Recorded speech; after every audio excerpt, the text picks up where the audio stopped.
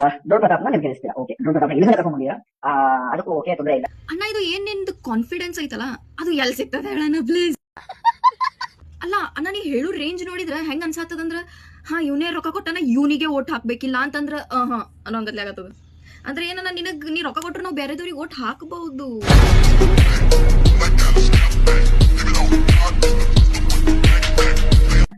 ಎಲ್ಲ ಮುಗಿದಾದ್ಮೇಲೆ show ಮುಗಿದಾದ್ಮೇಲೆ drone Pratap ಅವ್ರ ಕಡೆಯಿಂದ ನಿಮ್ಗೆ ಏನಿದೆ?